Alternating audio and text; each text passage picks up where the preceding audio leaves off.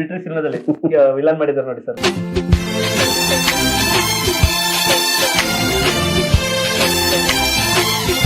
ಶಿವಣ್ಣ ಅವ್ರ ಜೊತೆ ಶ್ರೀಕಂಠ ಮಾಡಿದೆ, ಮುಕುಂದ ಮೊರಾರಿ ಮಾಡಿದೆ, ಸಂತೋಷ್ ಟೇಕ್ ಫಾರ್ವರ್ಡ್ ಮಾಡಿದೆ.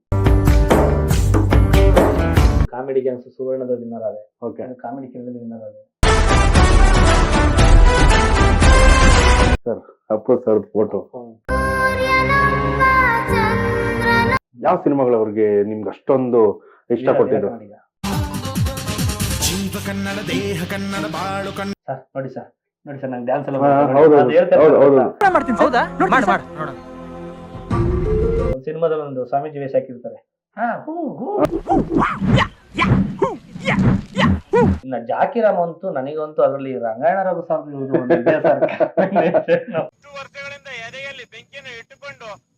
ಡ್ಯಾನ್ಸ್ ಅಂತಂದ್ರೆ ಅಪ್ಪು ಸರ್, ಅಪ್ಪು ಸರ್ ಅಂದ್ರೆ ಡ್ಯಾನ್ಸ್.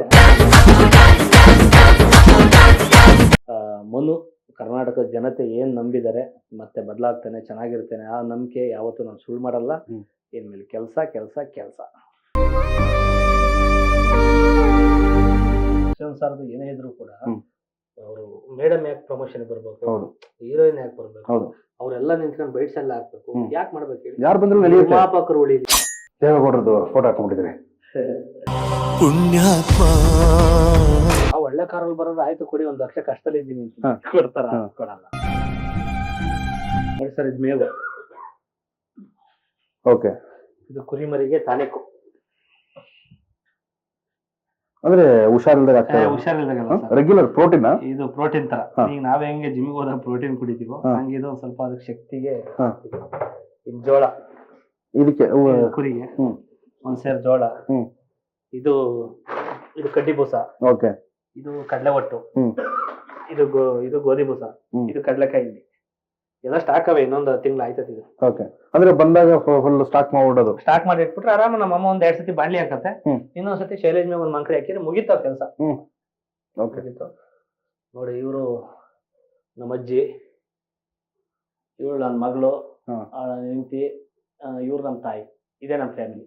ಓಕೆ, ಹಸಿರು ಕಲರ್ ಸ್ಯಾರಿ ಉಟ್ರೋರು ನಿಮ್ಮ ಅಜ್ಜಿ? ಅಜ್ಜಿ ಬೆಂಗಳೂರಲ್ಲಿ ಐತಿ, ಹುಷಾರಿಲ್ಲ, ಕರ್ಕೊಂಡೋದ್ನಿ. ಇಲ್ಲ ನೋಡಿ, ನಾನು ಜೂನಿಯರ್ ಆರ್ಟಿಸ್ಟ್ ಆಗಿ ಮಾಡ್ಬೇಕಾರೆ ವಿಟ್ರಿ ಸಿನಿಮಾದಲ್ಲಿ ಹೆಂಗಿದೆ ನೋಡಿ ಸರ್. ವಿಟ್ರಿ ಸಿನಿಮಾದಲ್ಲಿ ವಿಲನ್ ಮಾಡಿದ್ದಾರೆ ನೋಡಿ ಸರ್. ಹೌದೌದು, ಕೀರ್ತಿರಾಜ್ ಸರ್. ಇದು ಗೊತ್ತಾಗಲ್ಲ, ಸಿಗಲ್ಲ ಸರ್ ನೀವು ಅಂತ? ನಾನು ಅಂತ ಗೊತ್ತಾಗಲ್ಲ, ಫಾರ್ಮಲ್ ಹೋಗಲ್ಲ. ನೋಡಿ, ಅದನ್ನು ಉದಯ ಕಾಮಿಡಿ ಕೆಲಸ ಮಾಡ್ತಿದ್ನಲ್ಲ, ಅವಾಗ ಒಪ್ಪಿಸರು.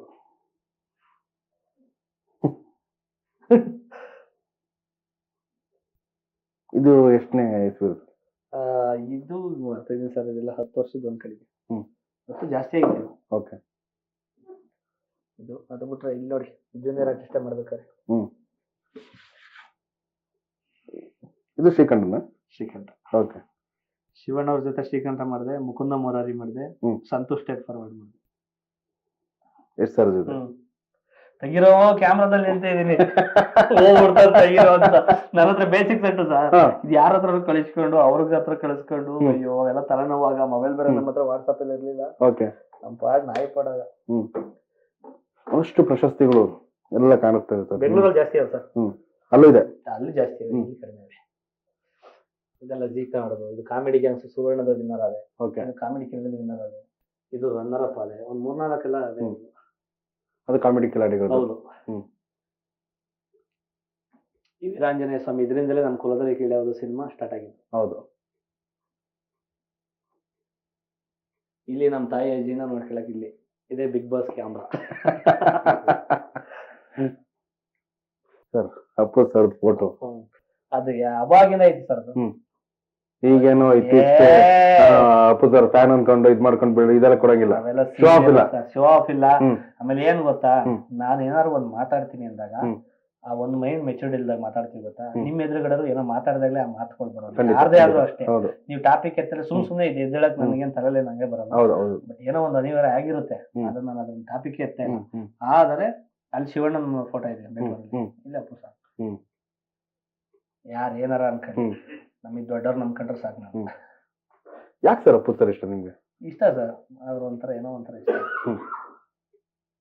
ಯಾವ ಸಿನಿಮಾಗಳು ಅವ್ರಿಗೆ ನಿಮ್ಗೆ ಅಷ್ಟೊಂದು ಇಷ್ಟಪಟ್ಟಿದ್ದು?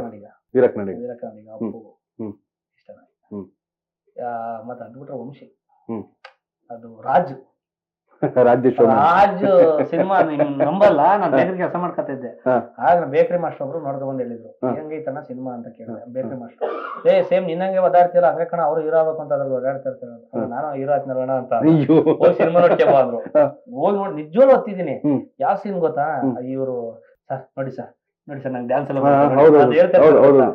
ಸರ್ ಅಪ್ಪಿದ್ದಪ್ಪ ಎಲ್ಲ ಕರ್ಕೊಂಡ್ ಬಂದ್ಬಿಟ್ಟಿದ್ವಿ ಸರ್. ಹ್ಮ್. ಅಪ್ಪ ಹೀರೋನ್ ಒಪ್ಸಿದೀನಿ ಸರ್. ಹೌದು. ಡೈರೆಕ್ಟರ್ ಮನೆ ಬಿಟ್ಟು ಹೌದು ಗೊತ್ತು ಮುರಳಿ ಮೋಹನ್ ಸರ್ ಅವರು ಮೊನ್ನೆ ತೀರ್ಕೊಂಡ್ಬಿಟ್ರು. ಹೌದು. ಹ್ಮ್. ಅವ್ರು ಆಚೆಗೆ ಹೋಗ್ಬೇಕಾರೆ ಸರ್ ಕರ್ಕೊಂಡ್ ಬಂದಿನಿ ಸರ್, ಸಿನಿಮಾ ಮಾಡಲ್ಲ ಅಂದ್ರೆ ಈ ಪಾರ ಕಣ್ಣಲ್ಲಿ ನೀರ್ ಬಂದ್ಬಿಡುತ್ತೆ ಸರ್, ಹೌದು. ಈ ಮುತ್ತ ಕಣ್ಣಲ್ಲಿ ರಕ್ತನೇ ಬಂದ್ಬಿಡುತ್ತೆ ಅಂತಾರಲ್ಲ, ಅದು ಫುಲ್ ಅಟ್ಯಾಚ್ಮೆಂಟ್. Full attachment. ಅದ್ರಲ್ಲಿ ಆಮೇಲೆ ಒಂದ್ ಸಿನಿಮಾದಲ್ಲಿ ಒಂದು ಸ್ವಾಮೀಜಿ ವೇಷ ಹಾಕಿರ್ತಾರೆ.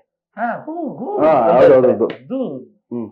ಭಯಂಕರ ಆಲ್ಮೋಸ್ಟ್ ನಿಮ್ಗೆ ಟಚ್ ಟಚ್. ನಾನು ಅವ್ರ ತರ ಅಂದ್ರೆ ಸರ್ ಸಿನಿಮಾದಲ್ಲಿ ಇದೆಯಲ್ಲ, ಅವ್ರು ಹೇಳ್ತಾರೆ ಆಲ್ಮೋಸ್ಟ್ ಸ್ಪೀಕರ್ ಹಾಕ್ಬೇಕಾರಲ್ಲ ಹಂಗೆ ಹೇಳ್ತದೆ, ನಾನು ಸೌಂಡ್ ಬಾಕ್ಸ್ ಐತಲ್ಲ ಅಂತ, ಹೇಗೆ ಮುಂದೆ ಇರೋ ನಮ್ಮ ನಾನು ಅಂತ ಈ ತರ. ಅಂದ್ರೆ ಹೀರೋ ಸಿನಿಮಾದಲ್ಲಿ ರಾಜ್ ಸಿನಿಮಾದಲ್ಲಿ ಅವ್ರು ಹಂಗೆ ಹೇಳ್ತಾ ಇರ್ತಾರೆ ಸರ್, ಪೋಲಿ ಪಿಕ್ಚರ್ ಹೀರೋ ಚಿತ್ರಣಕ್ಕೆ ಹೋದ್ ಮಾನ ಅದೇನೋ ಒಂದು ಸುಮಾರು ಡೈಲಾಗ್ ಇಲ್ಲ ಸರ್. ಆಕ್ಚುಲಿ ಏನಂತಂದ್ರೆ ಈ ಪ್ರೇಮ್ ಅವರು ತೆಗಿಯುವಂತ ಸಿನಿಮಾಗಳೆಲ್ಲಾರು ಆಲ್ಮೋಸ್ಟ್ ಏನಂತಂದ್ರೆ ಯಾವ್ದಾದ್ರು ವ್ಯಕ್ತಿಗೆ ಅನುಗುಣವಾಗಿ ತೆಗ್ದಿರೋಂಥದ್ದು. ಜಾಕಿ ರಾಮ್ ಇದೆಯಲ್ಲ, ಅದು ಇನ್ನೂ ಸೂಪರ್. ಬಟ್ ನನ್ನ ಲೈಫಿಗೆ ಸ್ವಲ್ಪ ಕನೆಕ್ಟ್ ಆಗೋದು ಅಂದ್ರೆ ರಾಜ್ ಸಿನಿಮಾ. ಇನ್ನ ಜಾಕಿ ರಾಮ್ ಅಂತೂ ನನಗಂತೂ ಅದ್ರಲ್ಲಿ ರಂಗಾಯಣ ರಘು ಇವರು ಒಂದು ಪೊಲೀಸ್ ಸ್ಟೇಷನ್ ಮೇಲೆ ಜಾಕಿ ಸಿನಿಮಾದಲ್ಲೆಲ್ಲ ಹೊಡೆದ್ಬಿಟ್ಟು ಹೋಗಿರ್ತಾರಲ್ಲ, ರಂಗಾಯಣ ರಘು ಸರ್ ಬಂದ್ಬಿಟ್ಟು ಎದೆಯಲ್ಲಿ ಬೆಂಕಿಯನ್ನು ಇಟ್ಟುಕೊಂಡು ಆರ್ಗೋಡು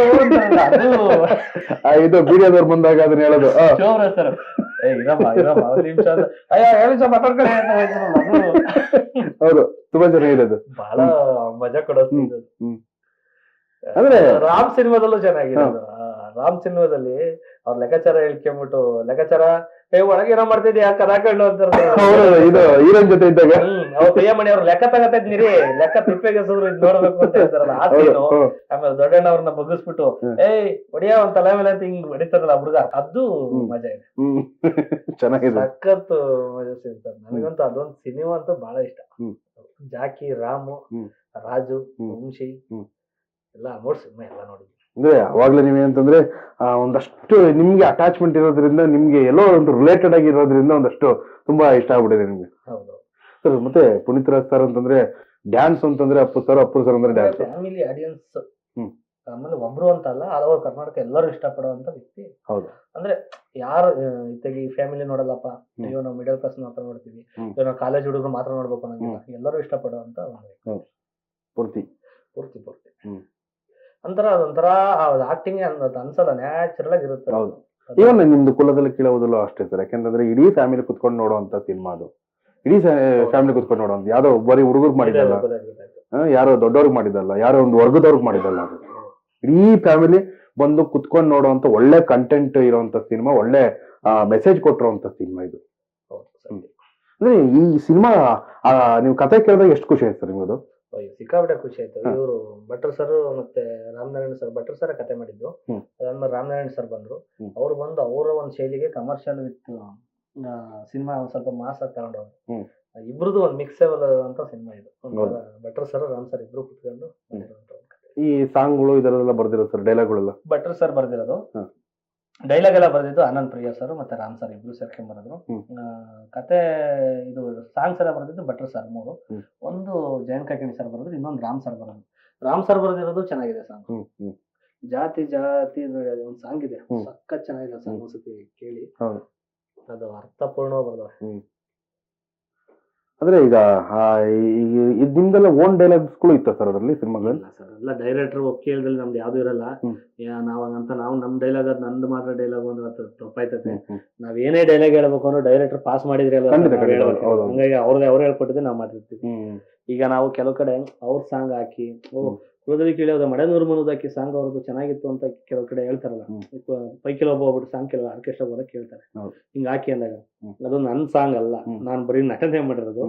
ಬರ್ದಿರೋದು ದೇವರಾಜ್ ಭಟ್ರು, ಮ್ಯೂಸಿಕ್ ಮಾಡಿಸಿರೋದು ರಾಮನಾರಾಯಣ ಅವರು, ಮನೋಮೂರ್ತಿ ಅವ್ರು ಮ್ಯೂಸಿಕ್ ಮಾಡಿದ್ದಾರೆ. ಇವ್ರದ್ದೆಲ್ಲ ಇಲ್ಲ ನಮ್ದು ಏನ್ ಸರ್, ಅದು ಅವ್ರದೇ ಮೇನ್, ಅವ್ರದ್ದು ಸಾಂಗ್, ಅದು ನಮ್ದಲ್ಲ, ನಾವು ಹಾಕ್ ಮಾಡಿರ್ತೀವಿ ಅಷ್ಟೇ. ಮುಂದೆ ಒಂದಷ್ಟು ಸಿನಿಮಾಗಳು ಬರ್ತಿದೆ, ಅದ್ರ ಬಗ್ಗೆ ಮಾತಾಡೋದು ಸರ್. ಈಗ ಒಂದ್ ಸಿನಿಮಾ ಕಂಪ್ಲೀಟ್ ಆಯ್ತು ವಿಚಾರಣೆ, ಅದು ಫೆಬ್ರವರಿ ಎಂಡ್ ಇಲ್ಲ ಮಾರ್ಚ್ ಅಂತ ಅನ್ಕೊಂಡು ಮಾತಾಡ್ತಾ ಇದ್ದೀನಿ, ನಿನ್ನೆ ಮಾತಾಡಿದ್ರೆ.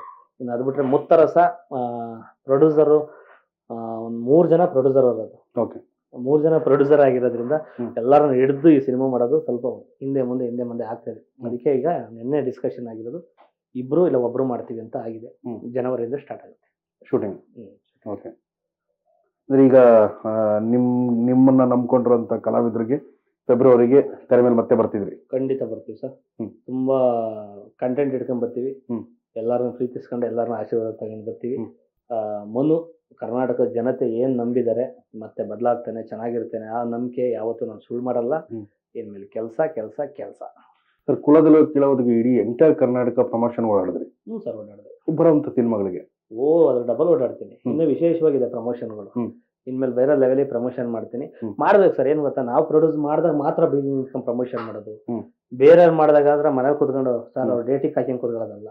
ನನ್ ಸಿನಿಮಾ ಆಯ್ತು, ದುಡ್ಡಾಯ್ತು, ಇನ್ನೊಂದು ಗೊತ್ತಾ, ಎಷ್ಟೋ ಜನ ನೀವು ನಂಬಲ್ಲ, ನನಗೆ ಆ ವಿಚಾರದಲ್ಲಿ ದುನಿಯಾ ವಿಜಯ್ ಸರ್ ಅವ್ರದ್ದು ಅವರೇ ಪ್ರೊಡ್ಯೂಸ್ ಮಾಡ್ಲಿ ಬೇರೆ ಮಾಡ್ಲಿ ನೀಟಾಗಿ ನಿಂತ್ಕೊಂಡು ಪ್ರಮೋಷನ್ ಮಾಡ್ತಾರೆ ಸರ್. ನಿಜವಲ್ಲ ಅವ್ರು ಪ್ರಮೋಷನ್ ಮಾಡಕ್ಕೆ ಅವ್ರ ಹತ್ರ ಒಂದು 10% ನಾನು ಅವ್ರು ನೋಡ್ಕೊಂಡೆ ನಾನು ಇದು ಮಾಡ್ತಾ ಇರೋದು. ಬಟ್ ಅವರು ಯಾರಲ್ಲಿ ಪ್ರೊಡ್ಯೂಸರ್ ಉಳಿಬೇಕು ಅನ್ನೋದು ಒಂದು ಎಲ್ಲರೂ ಇದೆ, ಎಲ್ಲ ಹೀರೋಗಳಿಗೂ ಇದೆ. ಬಟ್ ಅವರು ಪ್ರಮೋಷನ್ ಅಲ್ಲಿ ಒಂದಿಷ್ಟು ಎಲ್ಲಿ ಬೇಕಾದ್ರೂ ಕರೆದಾಗ ಒಂದಿಷ್ಟು ಮಾಡ್ತಾ ಇರ್ತಾರೆ. ನಾನು ನೋಡಿದ್ದೀನಿ ಸೋಷಿಯಲ್ ಮೀಡಿಯಾ. ಅವ್ರು ಹೇಳ್ತಾ ಇರ್ತಾರೆ, ಕಂಟೆಂಟ್ ನಾವು ಅಡುಗೆ ಮಾಡ್ತೀವಿ, ಅಡುಗೆನ ನಾವು ತಿನ್ನಕ್ಕಲ್ಲ, ಅದನ್ನ ಜನಕ್ಕೆ ತಲುಪಿಸ್ಬೇಕಂದ್ರೆ ಅದನ್ನ ಹೆಂಗ್ ಮಾಡ್ಬೇಕು ಅದಕ್ಕೆ ತಲುಪಿಸ್ಬೇಕದನ್ನ ಅಂತ ಅದಿರುತ್ತೆ. ಹಂಗಾಗಿ ಎಲ್ಲರೂ ಒಂದಿಷ್ಟು ಮಾಡ್ತಾರೆ. ಬಟ್ ನಾನು ಈ ಸತಿ ಪ್ರಮೋಷನ್ ಬೇರೆ ಹೇಳಿದ್ದೆ. ಬಿಕಾಸ್ ಏನಂದ್ರೆ ದುನಿಯಾ ವಿಜಯ್ ಸರ್ ಕೂಡ ಅಷ್ಟೇ ಸ್ಟ್ರಗಲ್ ಲೈಫ್ ಇಂದ ಬಂದವರು. ಹಂಗಾಗಿ ಅವ್ರಿಗೂ ಕೂಡ ನಿಜವಾಗ್ಲೂ ಆ ಡೇ 1 ಸ್ಟ್ರಗಲ್ ಯಾವ ತರ ಇತ್ತು ಅನ್ನೋ ಗೊತ್ತಿರ್ತೈತೆ. ಪಾಪ ಅವ್ರಿಗೂ ಕೂಡ ಇನ್ನೊಬ್ರು ಪ್ರೊಡ್ಯೂಸರ್ ಸಹಾಯ ಬೇಕಾಗಿರುತ್ತೆ ಡೇ 1 ಅಲ್ಲಿ ಅವ್ರ ಸಿನಿಮಾ ಸೆಟ್ ಇರ್ಬೇಕಾದ್ರೆ. ಅಫ್ಕೋರ್ಸ್ ಇವತ್ತು ಎಲ್ಲರಿಗೂ ಕನಸು ಸರ್. ಏನ್ ಗೊತ್ತಾ, ಪ್ರೊಡ್ಯೂಸರ್ ಉಳಿಬೇಕು ಅನ್ನೋ ಒಂದು ಕನಸು ಇದ್ಬಿಟ್ರೆ ಎಲ್ಲರೂ ಸೂಪರ್ ಆಗಿರ್ತಾರೆ. ಈಗ ದರ್ಶನ್ ಸರ್ದು ಏನೇ ಇದ್ರು ಕೂಡ ಅವರು ಮೇಡಮ್ ಯಾಕೆ ಪ್ರಮೋಷನ್ ಬರ್ಬೇಕು, ಹೀರೋಯಿನ್ ಯಾಕೆ ಬರ್ಬೇಕು, ಅವ್ರೆಲ್ಲ ನಿಂತ್ಕೊಂಡು ಬೈಟ್ಸ್ ಎಲ್ಲ ಹಾಕ್ಬೇಕು, ಯಾಕೆ ಮಾಡ್ಬೇಕು ಹೇಳಿ? ಯಾರು ಬಂದ್ರು ನಿರ್ಮಾಪಕರು ಉಳಿಲಿ, ಅದು ಇದು ಬಿಟ್ರೆ ಕೃತಜ್ಞತೆ ಯಾರು ಬೇಕಾದ್ರೂ ಏನ್ ಬೇಕಾದ್ರೂ ದೇವರೆಲ್ಲ ಒಂದ ಕಾಪಾಡ್ಬೇಕು ಸರ್. ಅದಿರ್ಬೇಕು ಮೇನ್, ಅದು ಖುಷಿ. ಇತ್ತೀಚೆಗೆ ಒಂದಷ್ಟು ಇದಂದ್ರೆ ಕನ್ನಡ ಚಿತ್ರರಂಗದಲ್ಲಿ ಏನಂತಂದ್ರೆ ಕನ್ನಡ ಸಿನಿಮಾಗಳು ಜಾಸ್ತಿ ದಿನ ಇದರಲ್ಲಿ ಉಳಿಯಲ್ಲ. ಅನ್ಯ ಭಾಷೆಗಳ ಚಿತ್ರಗಳು ಅಷ್ಟು ಇದ್ ಮಾಡ್ತಾರೆ. ಅದೇ ಚಿತ್ರ ಏನೋ ಥಿಯೇಟರ್ಗಳು ಸಿಗಲ್ಲ ಸರ್. ನಮ್ಮವ್ರು ಹಂಗ ಹೇಳಿ ಹಂಗ ಹಾಳಾಗ್ತಾ ಇರೋದು. ಸಿನಿಮಾ ನೋಡೋರು ನೋಡ್ತಾನೆ ಅವ್ರೆ. ಒಳ್ಳೆ ಕಂಟೆಂಟ್ ಬಂದ ಸಿನಿಮಾ ಯಾವ ಸರ್ ಒಂದ್ ಹೇಳ, ಒಂದ್ ಸಿನಿಮಾ ಅದು ಹೆಸರು ಹೇಳಕ್ ಹೋಗಲ್ಲ, ಸೂಪರ್ ಹಿಟ್ ಆಯ್ತು ಸಿನಿಮಾ. ಆ ಸಿನಿಮಾಕ್ಕೆ ಒಬ್ರು ದೊಡ್ಡವ್ರು ಬೈಟ್ಸಿಲ್ಲ, ಒಬ್ರು ಕೈಲಿ ಇದ್ ಮಾಡ್ಸಿಲ್ಲ, ಯಾರಿಗೂ ಅವ್ರೇನ್ ಅಣ್ಣ ಅಪ್ಪ ಅನ್ಕೊಂಡು ಹೋಗಿಲ್ಲ. ಸೂಪರ್ ಹಿಟ್ ಆಯ್ತು ಸರ್ ಸಿನಿಮಾ. ಅವರೆಲ್ಲ ಪ್ರಚಾರ ಮಾಡಿದ್ರೆ ಜಾಸ್ತಿ ನೋಡ್ಲಿಲ್ಲ, ನೀಟಾಗಿ ಸೂಪರ್ ಹಿಟ್ ಆಯ್ತು. ಒಬ್ಬ ಜನಕ್ಕೆ ಒಬ್ಬರು ಎಕ್ಸ್ಪೆಕ್ಟೇಷನ್ ಇಟ್ಟಾಗ, ಒಂದು ನಿರೀಕ್ಷೆ ಇಟ್ಟಾಗ, ಆ ನಿರೀಕ್ಷೆ ಎಲ್ಲಿವರೆಗೂ ನಾವು ಸುಳ್ಳು ಮಾಡೋದು ಅಲ್ಲಿವರೆಗೂ ಜನ ನಮ್ ಸಿನಿಮಾ ನೋಡ್ತಾರೆ. ಒಂದ್ಸತಿ ನಿರೀಕ್ಷೆ ಸುಳ್ಳಾಯ್ತು ಅಂದ್ರೆ ನೆಕ್ಸ್ಟ್ ಸ್ವಲ್ಪ ಪಿಕಪ್ ತಗೊಳಕ್ ಕಷ್ಟ ಆಯ್ತು. ಅವಾಗ ಜಾಸ್ತಿ ಕಷ್ಟ ಪಡ್ಬೇಕಾಗತ್ತೆ ನಾವು ಪ್ರಮೋಷನ್ ಕಂಟೆಂಟ್ ಮೇಲೆ. ಹಂಗಾಗಿ ನಮ್ಮವರೇ ಸಿನಿಮಾ ಅವ್ರದ್ದು ನೋಡ್ತಾ ಇಲ್ಲ, ನಮ್ಮದ್ ನೋಡ್ತಾ ಇಲ್ಲ, ಇದು ಯಾವ ಭಾಷೆ ನೋಡ್ತಾವ್ರೆ, ಥಿಯೇಟರ್ಗಳು ಉಳಿತಾ ಇಲ್ಲ, ಒಂದೇ ವರ್ಗ ತೆಗಿತಾರೆ, ಹಿಂಗ್ ಹೇಳಿ ಜನ ಕುದ್ಕೊಂಡ್ಬಿಡ್ತೀವಿ. ಬಟ್ ರಿಯಲ್ ಕನ್ನಡ ಪ್ರೀತಿಸುವಂತ ಅಭಿಮಾನಿಗಳು ಇದ್ದಾರೆ 100% ಇಲ್ದಲೆ ಅಷ್ಟು ಕೋಟಿ ಕಲೆಕ್ಷನ್, ಇಷ್ಟು ಕೋಟಿ ಕಲೆಕ್ಷನ್, ವಾರಕ್ಕೆ ಇಷ್ಟ ಆಯ್ತು ಅಂತ ಅದೇನು ಸುಮ್ನೆ ಯಾರು ಹೇಳಲ್ಲ ಸರ್. 100% ಕನ್ನಡ ಸಿನಿಮಾ ಕಂಟೆಂಟ್ ಚೆನ್ನಾಗಿದ್ರೆ ಯಾರು ಮಿಸ್ ಮಾಡಲ್ಲ, ಚೆನ್ನಾಗಿ ನೋಡಿ ಸರ್. ಅವಾಗೆಲ್ಲ 100 ದಿನ ಓಡ್ಬೇಕಾಯ್ತು, 200 ದಿನ ಓಡ್ತು ಅಂತ ಕೇಳ್ತಿದ್ವಿ. ಬಟ್ ಇವಾಗೆಲ್ಲ ತುಂಬಾ ಕಡಿಮೆ ಆಗ್ಬಿಡ್ತು. ಇವಾಗೆಲ್ಲ ಏನಿದ್ರು ಈಗ ನಾವು ನೋಡ್ತಿರ್ತೀವಿ ಸೋಷಿಯಲ್ ಮೀಡಿಯಾದಲ್ಲಿ 200 ಕೋಟಿ ಕಲೆಕ್ಷನ್ ಮಾಡ್ತೀವಿ, 200 ಕೋಟಿ ಸಲ ಕಲೆಕ್ಷನ್ ಮಾಡ್ತು ಅಂತ. ಅಂದ್ರೆ ಇವಾಗ ಅಲ್ಲಿ ದಿನಗಳಿಗೂ ಇಲ್ಲೂ ದುಡ್ಡು ಮೇಲೆ ನಿಂತ್ಕೊಂಡ್ಬಿಡ್ತ ಅಂತ ಇಲ್ಲ. ದುಡ್ಡು ಮೇಲೆ ಈ ಇತ್ತೀಚೆಗೆ ಸ್ವಲ್ಪ ಪ್ರಮೋಷನ್ ಕೆಲವು ಒಂದೊಂದ್ ಕಡೆ ಒಂದೊಂದ್ ತರ ನಡೀತಿದೆ ಪ್ರಮೋಷನ್. ಬಟ್ ಆರ್ಗಾನಿಕ್ ಆಗಿ ಪ್ರಮೋಷನ್ ಮಾಡಿದ್ರೆ ಯಾವ್ದೇ ರೀತಿ ಸಿನಿಮಾ ಫೇಲ್ಯೂರ್ ಆಗಲ್ಲ. ಆಮೇಲೆ ಪ್ರಮೋಷನ್ ಮಾಡಿದ ತಕ್ಷಣ ಸಿನಿಮಾನು ಹಂಗೆ ಇರ್ಬೇಕು, ಸಖತ್ತಾಗಿದೆ ವಾವ್ ಹಂಗಂಗ ಅಂತ ಹೇಳಿ ಸಿನಿಮಾ ಏನಾರ ಒಂಚೂರು ಹಿಂಗಿದ್ರೆ ಅಲ್ಲಿ ಜನಕ್ಕೆ ನಿರೀಕ್ಷೆ ನೆಕ್ಸ್ಟ್ ಬಂದಾಗ ಅದೇ ಬೆಳಗಳು ಚೆನ್ನಾಗಿಲ್ವಂತ ಅದೇ ಚೆನ್ನಾಗಿಲ್ಲ ಅಂತ ಅನ್ಕೊಂಡ್ರೆ, ಇಲ್ಲಿ ಚೆನ್ನಾಗಿತ್ತು ನಮ್ಗೆ ಐಟಮ್ ಅಂತ ಅಂದ್ರೆ, ನಮಗೆ ಒಂದಿನ ಒಂದು ಪಲಾವೇ ಚೆನ್ನಾಗಿ ಮಾಡುದು ಅಂತ ಸಕ್ಕದ ಗಮ್ಮನ ಸೂಪರ್ ಮಾಡಿರ್ತೀವಿ ಪಲಾವ್, ಅದನ್ನ ಸಕ್ಕತ್ತಾಗಿದೆ ಅಂತ ಹೇಳ್ಬೇಕು. ನಾವ್ ಅಲ್ಲಿ ಬರೀ ಏನು ಆಗ್ತದೆ, ಬರೀ ವೈಟ್ ರೈಸ್ ಟೊಮೆಟೊ ಹಣ್ಣು ಲವಂಗ ಹಾಕ್ಬಿಟ್ಟು ಇಟ್ಕೆ ಬಂದ್ಬಿಟ್ರೆ ಸಕ್ಕತ್ತಾಗಿದೆ ಅಂದ್ರೆ, ಗುರು ಅದ್ರಲ್ಲಿ ಏನು ಇರಲ್ಲ ಗುರು, ಡೇಟೇ ಇರಲ್ಲ ಅಂದ್ಬಿಡ್ತಾರೆ. ಅಲ್ಲಿ ಚೆನ್ನಾಗಿರ್ಬೇಕು. ಅಲ್ಲಿ ಚೆನ್ನಾಗಿತ್ತು ಅಂದ್ರೆ ನಾವು ಜನಕ್ಕೆ ಹಂಚ್ಬೇಕು, ನೋಡ್ರಿ ಸಕ್ಕತ್ತಾಗಿದೆ ಹಂಚಿ ಬಂದಿರ್ತೀನಿ ಅಂತ ಅಂದಾಗ ಖುಷಿ ಪಟ್ಟು ಬರ್ತಾರೆ. ನಮಗೆ ಯಾರೋ ಬಂದ್ರು, ಯಾರೋ ಬೈಟ್ಸ್ ಕೊಟ್ರು, ಚೆನ್ನಾಗಾಯ್ತು ಅದಲ್ಲ ಸರ್. ನಮ್ ಲಕ್ಕು ಚೆನ್ನಾಗಿರ್ಬೇಕು, ಜನಗಳು ಸಿನಿಮಾನು ನೋಡ್ಬೇಕು, ಕಂಟೆಂಟ್ ಚೆನ್ನಾಗಿರ್ಬೇಕು. ಆಮೇಲೆ ನೀವ್ ಎಲ್ಲಾರ ಬೈಟ್ಸ್ ತಗೊಳ್ಳಿ, ಎಲ್ಲಾರ ಆಶೀರ್ವಾದ ತಗೊಳ್ಳಿ, ಸೂಪರ್ ಆಗಿರುತ್ತೆ. ಇಲ್ಲಿ ಕಂಟೆಂಟ್ ಚೆನ್ನಾಗಿಲ್ಲ ಅನ್ಬಿಟ್ಟು ನಾವ್ ಏನೇನೋ ಮಾಡಕ್ ಏನೂ ವರ್ಕ್ ಆಗಲ್ಲ. ಇಲ್ಲಿ ಈಗ ಸಿನಿಮಾಗಳು ಒಂದಷ್ಟು ಬಾಡಿ ಬಿಲ್ಡ್ ಮಾಡ್ತಿದ್ರಿ, ಏನ್ ಮಾಡ್ತಿದ್ರಿ ಅಂದ್ರೆ ಸರ್? ಈಗ ಒಂದ್ ಸ್ವಲ್ಪ ಸೈಜ್ ಮಾಡ್ತಾ ಇದೀನಿ ಈಗ ಮಾಡಿ. ಜನವರಿ ಫೆಬ್ರವರಿ ಅಲ್ವಾ, ಕಟಿಂಗ್ ಬಾಡಿ ಕಟ್ ಮಾಡ್ಬೇಕು ಎಲ್ಲ ಸ್ವಲ್ಪ.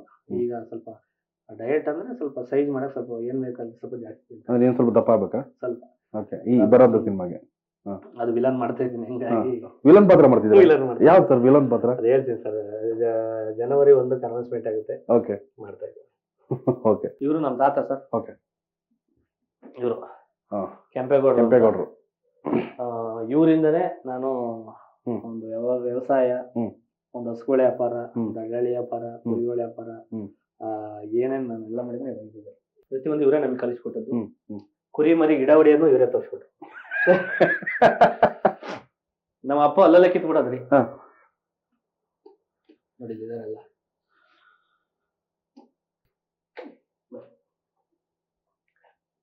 ಇದೆಲ್ಲ ನಿಮ್ದೇ ಪ್ಲಾನಿಂಗ್ ಸರ್? ಇದು ನಮ್ದೇ ಸರ್, ಎಲ್ಲ ಪ್ಲಾನ್. ಯಾರು ಇಂಜಿನಿಯರ್ ಇಲ್ಲ? ಯಾರು ಇಲ್ಲ. ಹಿಂಗೆ ಬರ್ಬೇಕು ಅಂತ ನೀವು ಪ್ಲಾನ್ ಮಾಡ್ಕೊಂಡಿದ್ದು ಸರ್. ದೇವೇಗೌಡರದ್ದು ಫೋಟೋ ಹಾಕೊಂಡ್ಬಿಟ್ಟಿದ್ರಿ. ಇವನೇ ನಮ್ಮ ಅಭಿ. ಓಕೆ. ಒಬ್ಬ ಪ್ರಾಬ್ಲಮ್ ಆದಾಗ ಒಂದ್ಸತಿ ಫೋನ್ ಮಾಡ್ದ, ತಲೆ ಕೆಡ್ಸ್ಕೊಂಡವ, ನಿಂದು ಕಡಿಮೆ ಜಮೀನ್ ಐತಿ, ನಮ್ದು ಜಾಸ್ತಿ ಐತಿ, ನಿಂಗ್ ಬೇಕಾದ್ರೆ 1 ಎಕರೆ 2 ಎಕರೆ ಬಿಟ್ಟೆ ಕೊಡ್ತೀನಿ, ಅದ್ ಏನ್ ಮಾಡ್ತಿ ಮಾಡ್ಕೊ ಹೋಗು ಅಂತ.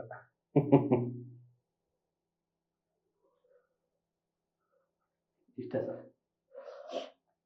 ಇದೆಲ್ಲ ರೂಮು. ಇದೆಷ್ಟು ಮೆಜರ್ಮೆಂಟ್ ಅಲ್ಲಿ ಕಟ್ಟಿದ್ ಸರ್? ಇದು ಎಷ್ಟು ಮೆಜರ್ಮೆಂಟ್ ಅಲ್ಲಿ ಕಟ್ಟಿದ್ದು? ಇದೇನ್ ಮೆಜರ್ಮೆಂಟ್ ಅನ್ನೋದೇನಿಲ್ಲ ಸರ್, ಅಂದಾಜಲ್ಲಿ ಕಟ್ಟಿದ್ದೀನಿ. ಓಕೆ. ಅಂದ್ರೆ ಯಾರು ಕೇಳಿ ಹಿಂಗ್ ಇದ್ ಮಾಡಿ ನನಗೆ ಎಷ್ಟು ಬೇಕಾದ್ರೆ ಇಷ್ಟ ಮಾಡ್ಕೊಂಡು ಚಿಕ್ಕದಾಗ ಚೊಕ್ಕವಾಗಿರ್ಬೇಕಲ್ಲ ಸರ್. ಓಕೆ. ಈಗ ನಮ್ಮ ಹಳ್ಳಿ ಕಡೆ 50 ಲಕ್ಷ 70 ಲಕ್ಷ 50 ಲಕ್ಷ ಎಲ್ಲ ಕಟ್ತಾರೆ. ಅದರಿಂದ ನಿಮಗೆ ಬಾಡಿಗೆ ಬರೋದು. ಹೌದು. ಅದರಿಂದ ನಿಮಗೆ ನಾನು ಕಾರ್ದೊಂದು ಉದಾಹರಣೆ ಕೊಟ್ಟನಲ್ಲ, ಅದೇ ಉದಾಹರಣೆಯಲ್ಲಿ ಇದು ಕಟ್ಟಿರೋದು. ಅಂದ್ರೆ ಮನೂರ್ ಯಾವತ್ತು ಬಜೆಟ್ ಲೆಕ್ಕ ಹಾಕೊಂಡೆ ಎಷ್ಟೈತೆ ಅಷ್ಟು ಕಾನ್ಸೆಷನ್ ಸರ್. ಆಮೇಲೆ ಸಾಲ ಮಾಡ್ಕೊಂಡ್ರೆ ಯಾರು ಬರಲ್ಲ, ಹೆಚ್ಚು ಕಮ್ಮಿ ಆದ್ರೂ ಯಾರು ಬರಲ್ಲ. ನೀವೇ ಅನ್ಭವಿಸ್ಬೇಕು, ನೀವೇ ಮಾಡ್ಬೇಕು. ಸುಮ್ನೆ ಹೊರಗಡೆ ನಾನು ಐಡಿಯಾ ಕೊಡ್ತಾರೆ, ಸಾಲ ಮಾಡ್ಕೊಂಡ್ರೆ ಅದ್ಮಾರು ಇದ್ಮಾರು ಅಂತ. ಅಲ್ಲ, ನಾನು ಸಿನಿಮಾ ನಟ ಆಗ್ಬಿಟ್ಟಿದ್ದೀನಿ, ನನ್ ಶೋ ಆಫ್ ಕೊಡ್ಬೇಕು, ನನ್ ತುಂಬಾ ಚೆನ್ನಾಗಿರ್ಬೇಕು, ಮತ್ತೆ ಯಾವ್ದು ಬೇಡ, ಬೆನ್ಸ್ ತಗೊಂಡ್ಬಿಡ್ಬೇಕು. ಇವಾಗ ಯಾವ್ದು ಬೇಡ. ನನ್ ಕೆಲಸ ಒಂದ್ ಒಳ್ಳೆ ಸಿನಿಮಾ ಮಾಡ್ಬೇಕು, ಇನ್ ಮುಂದಕ್ಕೆ ಒಂದ್ ಒಳ್ಳೆ ಸಿನಿಮಾ ಕೊಡ್ಬೇಕು. ಶೋಕಿ ಬರಲ್ಲ ಇದರಲ್ಲಿ. ಅದು ಜನ ಎಕ್ಸ್ಪೆಕ್ಟ್ ಮಾಡ್ತಾರಲ್ಲ ಸರ್. ಇವಾಗ ಮನೆಯವ್ರು ಬೆಳೆದ್ಬಿಟ್ರು, ಇದ್ ಮಾಡ್ಬಿಟ್ರು, ಇವಾಗ ಒಳ್ಳೆ ಕಾರಲ್ಲಿ ಬರ್ತಾರೆ, ಯಾವ್ದು ಇದಕ್ಕೆ ಹೋಗಿರ್ತೀರಿ ಕಾರ್ಯಕ್ರಮ, ಒಳ್ಳೆ ಕಾರಲ್ಲಿ ಬರ್ತಾರೆ ಅಂತ ಎಕ್ಸ್ಪೆಕ್ಟ್ ಮಾಡಿರ್ತಾರೆ. ಯಾವ ಒಳ್ಳೆ ಕಾರಲ್ಲಿ ಬರೋದು ಆಯ್ತು, ಕೊಡಿ 1 ಲಕ್ಷ ಕಷ್ಟದಲ್ಲಿ ಇದ್ದೀನಿ ಕೊಡ್ತಾರ? ಕೊಡಲ್ಲ. ನಮಗೆ ಎಷ್ಟು ಬೇಕು ಅಷ್ಟೇ ಮಾಡ್ಬೇಕು. ಬಟ್ ಮಾಡೋ ಕೆಲಸ ಎಲ್ಲೂ ಕೂಡ ಬ್ರೇಕ್ ಆಗಲ್ಲ. ಹೋಗ್ಬಿಟ್ನಲ್ಲ ಗುರು, ಅಷ್ಟೇ ಅನ್ಕತೆ ಅನ್ನಿಸ್ಬಾರ್ದು.